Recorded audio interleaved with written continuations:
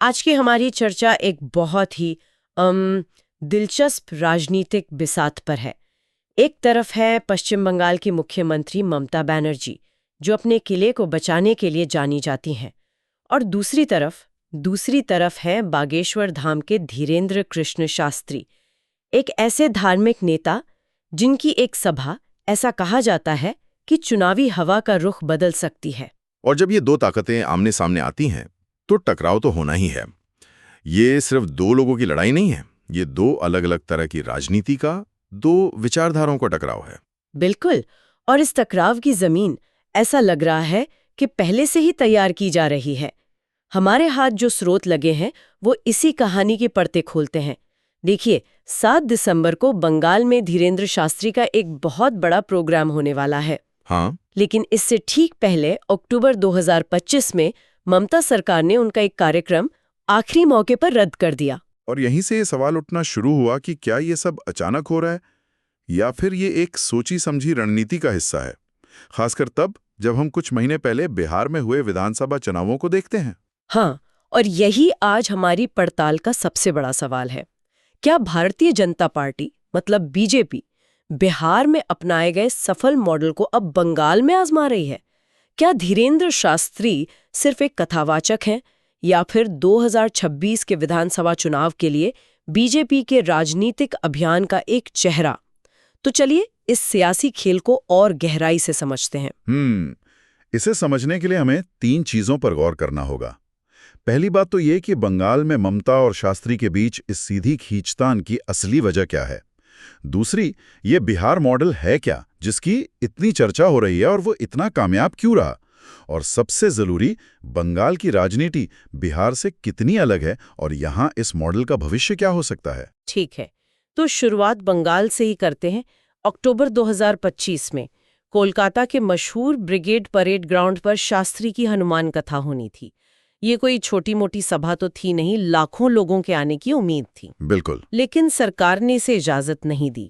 वजह बताई गई, भारी बारिश और जलभराव का खतरा। कागज पर तो ये एक बहुत ही वाजिब प्रशासनिक कारण लगता है। कोई भी सरकार अपने नागरिकों की सुरक्षा का ध्यान तो रखेगी, लेकिन राजनीति में, खासकर जब चुनाव नजदीक हों, तो हर फैसले के पीछे एक राजनीतिक मतलब निकाला ही जाता है। और यहां भी वही हुआ। हाँ, क्योंकि धीरेंद्र शास्त्री ने इस वजह को सिरे से ही खारिज कर दिया। उन्होंने इसे महज एक बहाना नहीं बल्कि एक धर्म विरोधी साजिश का नाम दिया। छत्तीसगढ़ के रायपुर में एक मंच से उन्होंने जो कहा वो एक सीधी राजनीतिक चुनौती थी। क्या कहा था उन्होंने? उन्होंने कहा, दीदी ने हमें इजाजत नहीं दी, जब तक दीदी है तब तक बंगाल नहीं जाऊंगा, जब दादा आएंगे तब जरूर जाऊंगा। अच्छा, जब दादा आएंगे। हाँ, ये दादा वाला बयान बहुत कुछ कहता है। ये सिर्फ एक धार्मिक गुरु का गुस्सा नहीं है। राजनीतिक गलियारों में इसका सीधा मतलब बीजेपी के केंद्रीय नेतृत्व, खासकर गृह मंत्री अमित शाह से जोड़ा जा रहा है। वो साफ कह रहे हैं कि ये लड़ाई अब सीधे तौर पर टीएमसी और बीजेपी के बीच है। तो ये ममता बनर्जी के लिए क्लासिक राजनीतिक दुविधा बन गई है। एक तरफ वो एंटी हिंदू नहीं दिखना चाहती, हाँ, लेकिन दूसरी तरफ उन्हें अपने कोर वोट बैंक को भी साधना है। आपने बिल्कुल सही पकड़ा।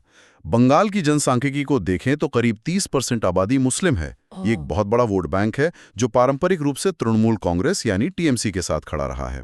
सही बात है। धीरेंद्र शास्त्री जिस तरह की मुखर हिंदुत्व की राजनीति करते हैं, उससे इस वोट बैंक के नाराज होने का खतरा है। ममता ये जोखिम कतई नहीं उठाना चाहेंगी। और ये उनकी माँ, माटी, मानुष वाली छवि के भी तो खिलाफ जाता है, जो बंगाली अस्मिता और सेक्युलरिज्म पर बनी है। बिल्कुल। वो खुद को हमेशा हिंदू मुस्लिम एकता के प्रतीक के तौर पर पेश करती आई हैं। और विपक्ष यानी बीजेपी इसी छवि पर चोट करना चाहती है। जैसे ही कार्यक्रम रद्द हुआ, शुवेंदु अधिकारी जैसे बीजेपी नेताओं ने इसे हाथों हाथ लिया। उन्होंने इसे हिंदू भावनाओं का अपमान बताया और कहा कि 2026 के चुनाव में बंगाल की जनता इसका जवाब देगी। मतलब एक प्रशासनिक फैसले को फौरन एक चुनावी मुद्दे में बदल दिया गया। और ये लड़ाई सिर्फ राजनीतिक बयानों तक तो सीमित नहीं है। सोशल मीडिया पर तो एक तरह का युद्ध ही छिड़ा हुआ है। हमारे स्रोत में एक एक्स यूजर की पोस्ट का जिक्र है जो इस ध्रुवीकरण की गहराई दिखाता है। उसने लिखा, ममता ने धीरेंद्र शास्त्री को रोका, लेकिन इज्तिमा में 80-90 लाख लोग आएंगे। क्या बंगाल को अलग राज्य घोषित कर दिया? इस तरह की पोस्ट दिखाती हैं कि जमीन पर माहौल कितना संवेदनशील है। टीएमसी की तरफ से तर्क दिया जाता है कि भाई, किसी भी कार्यक्रम की अनुमति या उसे रद्द करना कानून व्यवस्था और सुरक्षा पर निर्भर करता है, धर्म पर नहीं। लेकिन धारणा की राजनीति में तर्कों से ज्यादा भावनाएं काम करती हैं, और अभी बंगाल में भावनाओं का बाजार गर्म है। और ध्रुवीकरण का यही खेल, यही भावनाओं की राजनीति हमने कुछ महीने पहले बिहार में भी देखी थी, है ना? शायद इसी को बिहार मॉडल कहा जा रहा है। वहां ऐसा क्या हुआ था जिसने पूरे देश का ध्यान खींचा? बिहार मॉडल असल में धीरेन्द्र शास्त्री के राजनीतिक असर का एक परफेक्ट केस स्टडी है। बिहार में अक्टूबर-नवंबर 2025 में विधानसभा चुनाव हुए। हमारे स्रोत बताते हैं कि चुनाव से ठीक पहले मार्च से लेकर जुलाई तक धीरेन्द्र शास्त्री की सक्रियता बिहार में चरम पर थी। ये एक पैटर्न है जो अब बंगाल में भी दोहराया जा रहा है। मतलब चुनाव की जमीन तैयार करने के लिए उनकी मौजूदगी बढ़ाई जाती है। बिल्कुल। और ये मौजूदगी सिर्फ कथा सुनाने तक सीमित नहीं रहती। मार्च 2025 में होली के आसपास उन्होंने पटना और कई दूसरे जिलों में कार्यक्रम किए। उस वक्त भी आरजेडी के नेताओं ने विरोध किया था कि इससे माहौल खराब हो सकता है, लेकिन असली विवाद जुलाई में पटना में दिए गए उनके एक भाषण से हुआ। हाँ, मुझे याद है वो भाषण जिसने सोशल मीडिया पर भी काफी हलचल मचा दी थी। उसका मुख्य संदेश क्या था जिसने इतना विवाद खड़ा किया? उस भाषण में उन्होंने खुले मंच से भगवाए हिंद का सपना देखने और बिहार को हिंदू राष्ट्र का पहला राज्य बनाने का आह्वान किया था। ये बातें किसी भी परिभाषा से सिर्फ धार्मिक नहीं थी, ये एक खुला राजनीतिक एजेंडा था। अच्छा। कांग्रेस और आरजेडी ने इसे सीधे सीधे बीजेपी का एजेंडा बताया। स्रोत में कांग्रेस के एक समर्थक का एक्स पर लिखा पोस्ट भी है कि बीजेपी ने शास्त्री को बिहार में कम्युनल टेंशन फैलाने के लिए भेजा है। तो उनकी रणनीति क्या थी बिहार में, अगर हम उसे थोड़ा और विस्तार से समझें? स्रोत के हिसाब से रणनीति के 3 साफ हिस्से थे। पहला, हिंदू एकता पर जोर देना, जातियों से ऊपर उठकर एक होने की बात करना। दूसरा, कन्वर्जन और घुसपैठ जैसे भावनात्मक और संवेदनशील मुद्दों को लगातार उठाना। और तीसरा, और शायद सबसे महत्वपूर्ण, स्थानीय बीजेपी नेताओं के साथ मंच साझा करना। इससे संदेश बिल्कुल साफ हो जाता था कि उनका आशीर्वाद किस तरफ है।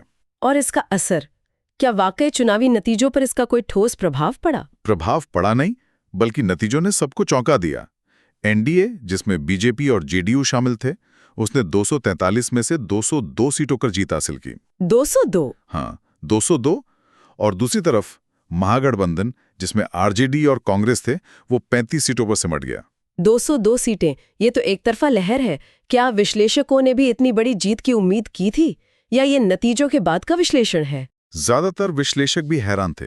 चुनाव के बाद जो विश्लेषण सामने आया उसमें एक बात पर सब सहमत थे, शास्त्री की सभाओं और भाषणों ने हिंदू वोटों को एकजुट करने में अहम भूमिका निभाई, खासकर ईबीसी और ओबीसी समुदाय के वोटों को। अच्छा। यहाँ पर एक बहुत दिलचस्प बात है। क्या? जो बात सबसे फैसिनेट करती है वो ये है कि बिहार की राजनीति दशकों से जाति के समीकरणों पर चलती आई है। आरजेडी का एमवाई समीकरण, मतलब मुस्लिम यादव, या नीतीश कुमार का ईवीसी वोट बैंक, सब कुछ जाति पर आधारित था। सही है। शास्त्री ने जो किया वो था इस जटिल जातिगत समीकरण के ऊपर धार्मिक पहचान की एक मोटी परत चढ़ा देना। उन्होंने लोगों से कहा कि आपकी जाति जो भी हो, पहले आप हिंदू हैं। और ये संदेश काम कर गया। आंकड़े बताते हैं कि एनडीए की इस ऐतिहासिक जीत में 60% हिंदू वोट सीधे उन्हें मिले थे। उन्होंने तो वोटिंग के दिन भी एक बयान दिया था, है ना? हाँ, 13 नवंबर को वोटिंग के दिन उन्होंने वोटर्स को आशीर्वाद देते हुए राष्ट्रवादी जीत की कामना की थी। उनका संदेश कभी भी छिपा हुआ नहीं था, वो बहुत मुखर था। विपक्ष ने इसे हेट स्पीच कहा, चुनाव आयोग से शिकायतें भी हुई, लेकिन नतीजे बताते हैं कि ये मॉडल जमीन पर बेहद कामयाब रहा। तो अब तस्वीर ज्यादा साफ हो रही है। अगर हम इसी बिहार के ब्लूप्रिंट को बंगाल पर रखकर देखें तो बीजेपी की रणनीति समझ आती है। सत्ता पर तो समीकरण सीधा लगता है। बंगाल में 70% हिंदू आबादी है जिसे एकजुट किया जा सकता है। हाँ, लेकिन यहीं पर कहानी में एक बड़ा पेंच है। बंगाल बिहार नहीं है। यहाँ बिहार मॉडल को कॉपी पेस्ट करना उतना आसान नहीं होगा, और इसकी वजह है बंगाली पहचान। बंगाली पहचान? हाँ, बंगाल की राजनीति में पहचान हमेशा से भाषा, संस्कृति और बंगाली गौरव के इर्द गिर्द घूमती रही है, ना कि सिर्फ धर्म के।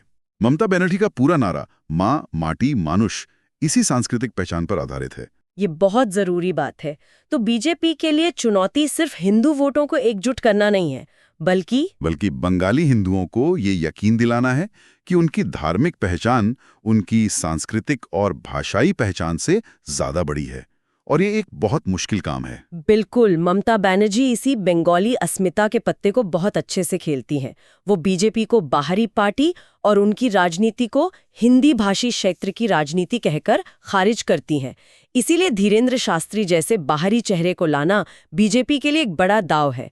वो देखना चाहते हैं कि क्या धार्मिक अपील क्षेत्रीय अपील पर भारी पड़ सकती है। लेकिन क्या ममता बनर्जी उन्हें पूरी तरह रोक पाएंगी? अक्टूबर का कार्यक्रम तो रद्द हो गया, लेकिन 7 दिसंबर का कार्यक्रम अभी भी प्रस्तावित है। मुझे नहीं लगता कि उन्हें पूरी तरह रोका जा सकता है। स्रोत बताते हैं कि दिसंबर 2025 में रामदेव और शास्त्री के साथ मिलकर कोलकाता के ब्रिगेड ग्राउंड पर ही एक बहुत बड़े हिंदू यूनिटी इवेंट की योजना है। लक्ष्य है 5 लाख लोगों को इकट्ठा करना। 5 लाख? जी। और अगर ममता सरकार फिर से अनुमति देने में आनाकानी करती है तो बीजेपी इसे एक बड़ा राजनीतिक मुद्दा बनाएगी। हो सकता है कि मामला अदालत तक जाए या केंद्र सरकार दखल दे और कार्यक्रम को अनुमति मिल जाए। मतलब टकराव का एक और दौर लगभग तय है। निश्चित रूप से। और जैसा हमने पहले भी कहा, सोशल मीडिया पर तो इसकी तैयारी शुरू भी हो चुकी है। स्रोत में एक और एक्स यूजर की पोस्ट है जो इस आक्रामक माहौल को दिखाती है। उसने लिखा, ममता दीदी ने बाबा का पर्चा निकाल लिया, लेकिन बाबा ने दीदी का पर्चा निकाल दिया। 2026 में टीएमसी का सफाया। ये भाषा बता रही है कि जमीन पर लोग इसे सिर्फ एक धार्मिक कार्यक्रम की तरह नहीं, बल्कि 2026 के चुनाव से पहले का सेमीफाइनल मान रहे हैं। हाँ, और ये जंग सिर्फ एक कार्यक्रम तक सीमित नहीं है। ममता बनर्जी पहले से ही चुनाव आयोग के स्पेशल इंटेंसिव रिवीजन यानी एसआईआर को लेकर केंद्र से भिड़ी हुई हैं, जिसे वो भाजपा की साजिश बता रही हैं। तो बंगाल का राजनीतिक माहौल पहले से ही उबल रहा है। धीरेन्द्र शास्त्री का आगमन उस उबलते हुए पतीले में घी डालने जैसा है। तो इन सारी बातों को समेटे तो हम कहाँ पहुँचते हैं? आज की चर्चा का सार यह है कि धीरेन्द्र शास्त्री अब सिर्फ एक धार्मिक कथावाचक नहीं है। हमारे सामने जो तथ्य हैं वो उन्हें एक ऐसी राजनीतिक शक्ति के तौर पर दिखाते हैं जिसका बिहार जैसे जटिल राज्य के चुनावों पर निर्णायक असर पड़ा है। एक ऐसा चेहरा जो भीड़ को वोटों में बदलने की क्षमता रखता है। और अब वही ताकत, वही मॉडल पश्चिम बंगाल के राजनीतिक अखाड़े में अपनी किस्मत आजमाने उतर रहा है। बिल्कुल। पश्चिम बंगाल में जो हो रहा है वो एक कार्यक्रम का विवाद भर नहीं है। ये 2026 के विधानसभा चुनाव से पहले की एक बड़ी वैचारिक और रणनीतिक लड़ाई है। ये एक राजनीतिक बिसात है जहां एक तरफ ममता बनर्जी क्षेत्रीय अस्मिता और अपने स्थापित वोट बैंक के मोहरों के साथ अपना किला बचा रही हैं, तो दूसरी तरफ बीजेपी धर्म और हिंदुत्व के एक नए और शक्तिशाली खिलाड़ी के जरिए उस किले में सेंध लगाने की कोशिश कर रही है। और यहीं पर हम अपने श्रोताओं के लिए एक सवाल छोड़ जाते हैं। जब आस्था का मंच राजनीतिक शक्ति प्रदर्शन का अखाड़ा बन जाए तो एक आम नागरिक के लिए धर्म और राजनीति के बीच की महीन रेखा कहाँ होती है? और क्या इस तरह का ध्रुवीकरण, चाहे वो किसी भी तरफ से हो, लंबे समय में समाज के लोकतांत्रिक ताने बाने को मजबूत करता है या उसे कमजोर करता है? सोचने वाली बात है।